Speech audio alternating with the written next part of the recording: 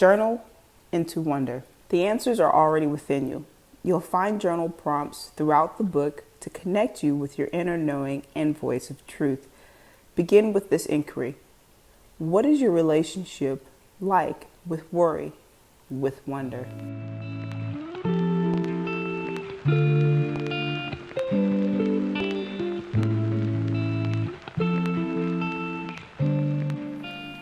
Choose wonder over worry. Move beyond fear and doubt to unlock your full potential. Written by Amber Rae. Worry. Am I good enough? Wonder. How can I get better?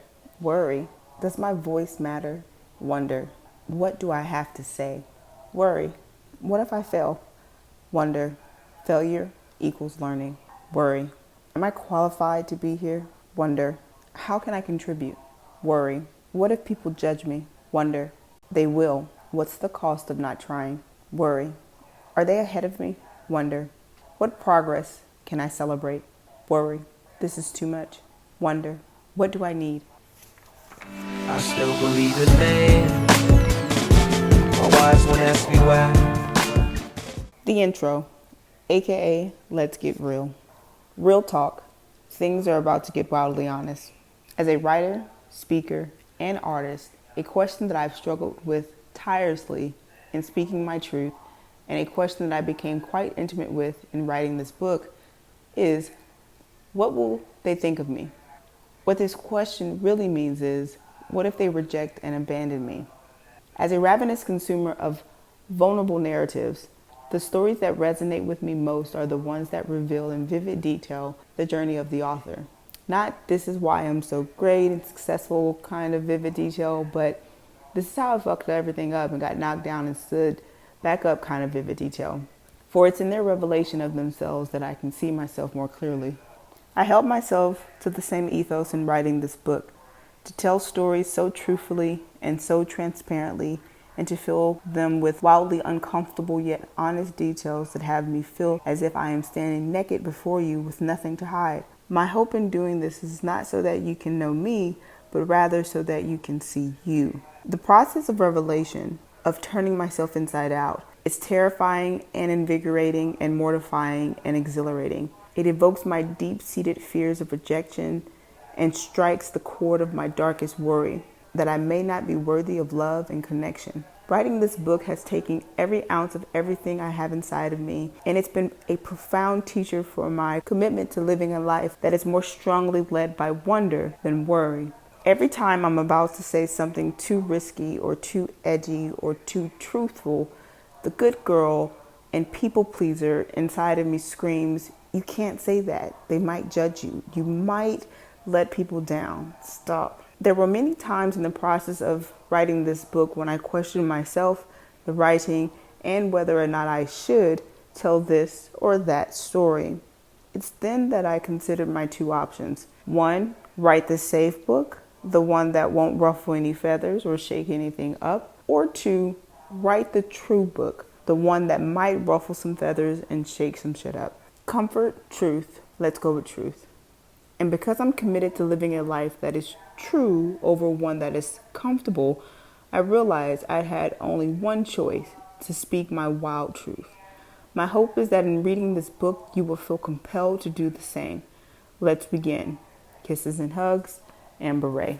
Don't die with your gifts still inside. I was in the kitchen of my grandmother's house when the phone rang. "It's your dad," she said, turning to me and handing over the phone. "But please don't tell your mom," she whispered. I was 3 years old. "Hi, Daddy," I said. "Hi, sweetheart," he replied. "I miss you. I know I haven't been around much. I'm going to be gone for a little while. Know that no matter what, I'll always love you." Even though I was only 3, I remember the conversation like it was framed as a photograph in my mind. I can close my eyes and picture where I was standing in the kitchen, the coiled telephone wire I wrapped around my tiny fingers, and the way my grandmother looked at me when she said, "Don't tell your mom about this, okay?" I knew something wasn't right here. My father was a brilliant singer, songwriter, musician, and businessman. He was lead singer and played several instruments in a band called Dreamer. He used his financial savvy to give back to those in need. On his first date with my mom, he made quite the first impression when she tripped and almost fell into a puddle of mud wearing an all-white ensemble. Right before she made a splash, he swooped in to catch her.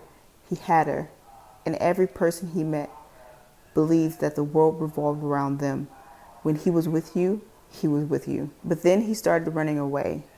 Between an abusive childhood and an addictive personality, the only way he knew how to handle his pain was through numbing. Cocaine, rock and roll, alcohol abuse, cheating, breaking into our home under the influence, taking me out from my crib, and driving 80 miles until my mother ferociously chased him down.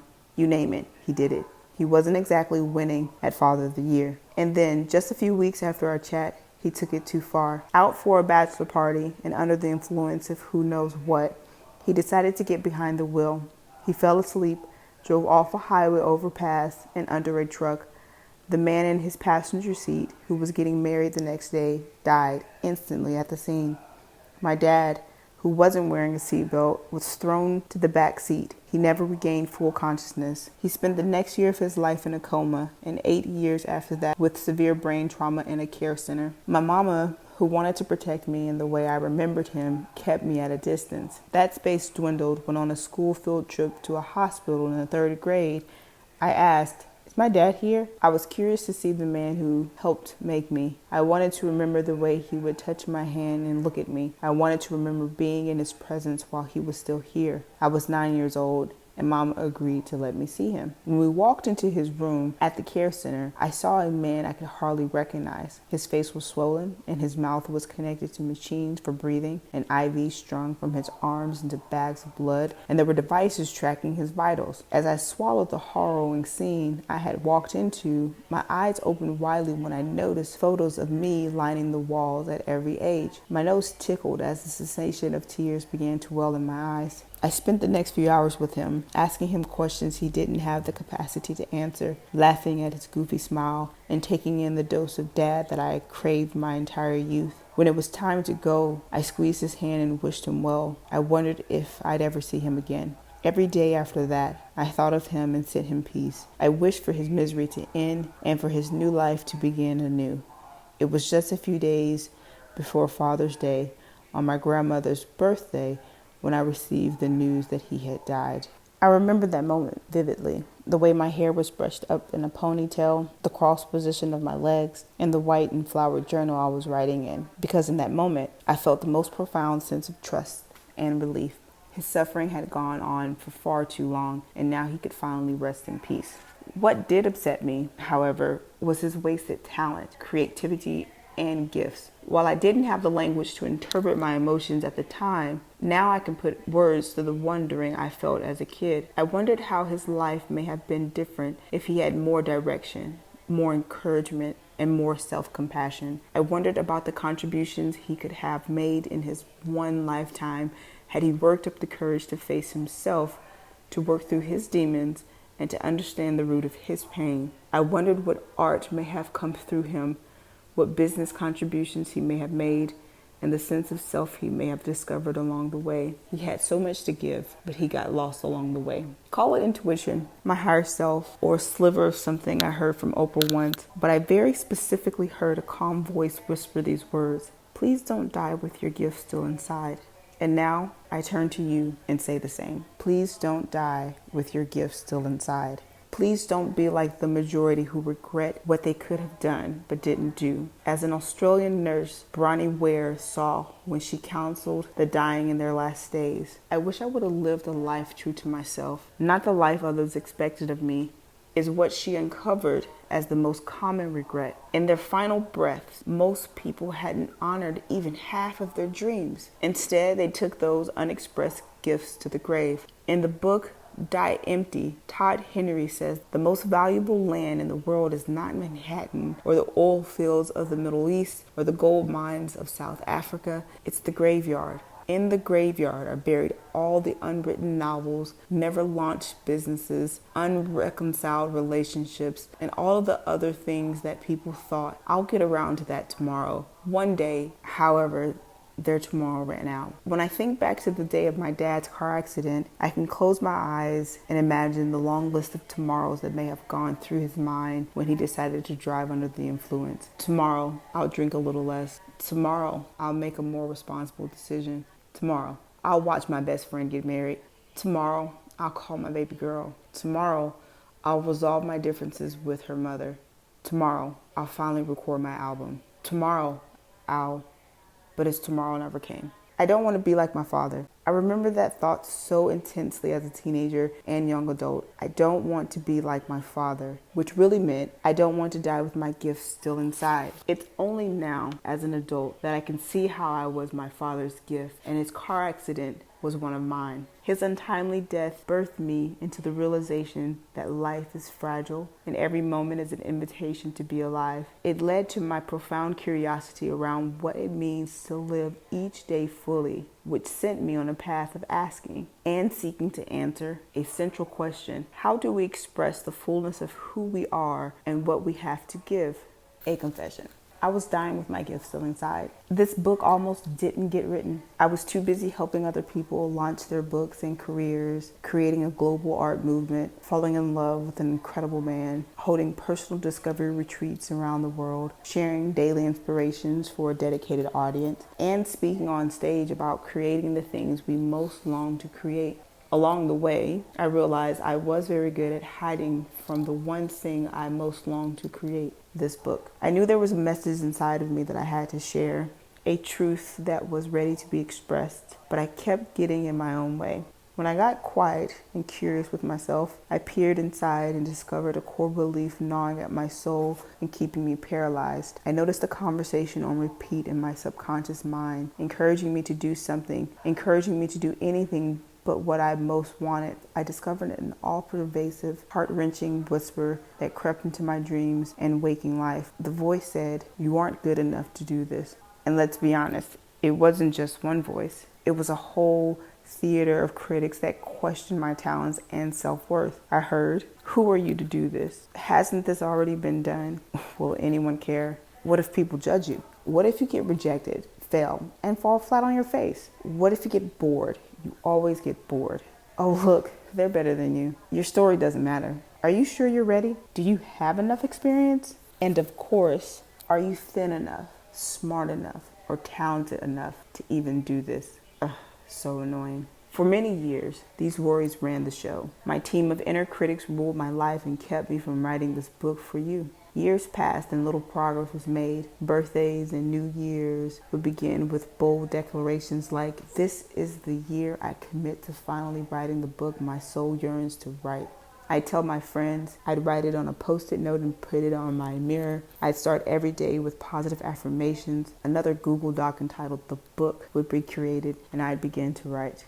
Then a few weeks would pass, distractions would build, and suddenly all of the other important things would take over. Slowly, I'd sabotage my biggest dream. Why can't I commit? I'd ask myself, ashamed. Why can't I follow through on the one thing that means the most to me? I'd watch with envy as friends brought their books into the world. I'd be happy for them, of course, and my soul would ache watching someone else accomplishing a dream that's still swirling around inside of me. It was a clear signal. You long to write. Your envy is a signal of the untapped potential within you. Now is this time. Go, go, go.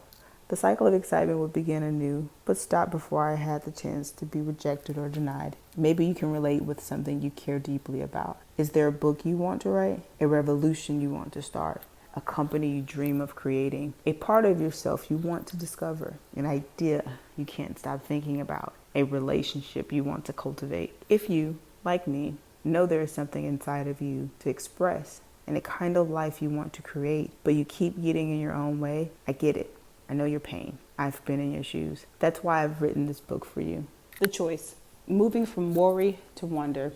Every child comes into this world with infinite curiosity and wonder for the world around them. Slowly, though, that wonder is socialized and conditioned out of us, then replaced with worry. It wasn't until I did everything I thought I was supposed to do and became who I thought everyone wanted me to be that I realized something was missing on the inside. In an attempt to get back in touch with the curious and creative child I once knew but felt so far from, I turned my life into a living laboratory for uncovering who I am before the world told me who to be. I began reading every book on self-discovery I could get my hands on. I met and learned with psychologists, healers, artists, neuroscientists, entrepreneurs, authors, astrologers, mystics, and leaders, many of whom you'll hear from in this book. Every day, I turn to one of my longest and dearest friends, my journal, to move beyond the critic and get in touch with the still, quiet voice within. I began exploring curiosities and ideas with a kind of wild abandon to see what felt right and true in me. In the process, I discovered I was capable of far more than I ever imagined, particularly when I stopped listening to the critics inside my head. As I learned to look at every moment, challenge, and bullshit story in my mind through a lens of wonder, I ignited my imagination, opened up possibilities where there previously did not exist, saw the beauty and magic available in each moment, and peeled back the layers of conditioning to uncover and access the truth that resides within. Each moment has provided me with clues and insights for my path, and now for your journey with this book. Part masterclass, part memoir, part map. This book is a guide to moving through the myths that get in the way of being your most alive and actualized self. I suspect you're reading this because there are aspects of yourself that you want to discover and express. I wrote this book to coax that out of you, to show what's possible when wonder leads the way. You must believe in something.